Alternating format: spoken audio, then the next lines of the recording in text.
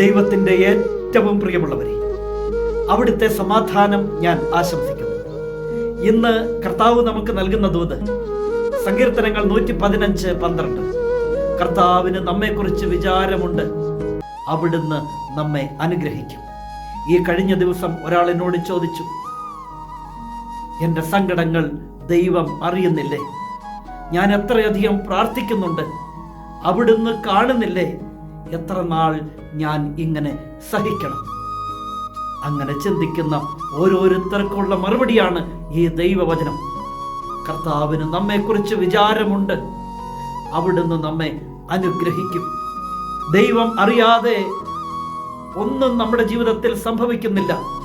ഓരോ നിമിഷങ്ങളും അവിടുന്ന് അറിയുന്നുണ്ട്. എന്നിട്ടും എന്തേ ഇങ്ങനെയൊക്കെ എന്ന് ചിന്തിക്കുമ്പോൾ, ചോദിക്കുമ്പോൾ ഒന്നറിയണം, തീച്ചൂളയിലൂടെ ജീവിതം കടന്നു പോകുമ്പോഴും നീ കത്തിച്ചാമ്പലായി പോകാൻ ദൈവം സമ്മതിക്കുന്നില്ല. നീ ഇല്ലാതായി പോകാൻ ദൈവം അനുവദിക്കുന്നില്ല. അവിടുന്ന് അറിയുന്നുണ്ട്, അവിടുന്ന് കാണുന്നുണ്ട്.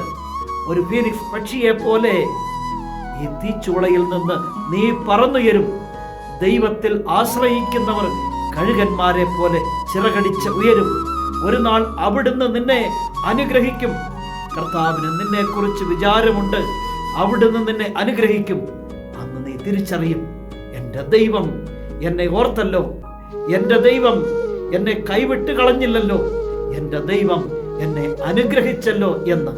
അതെ, കർത്താവിന് നിന്നെ കുറിച്ച് വിചാരമുണ്ട്, അവിടുന്ന് നിന്നെ അനുഗ്രഹിക്കും. തീർച്ച.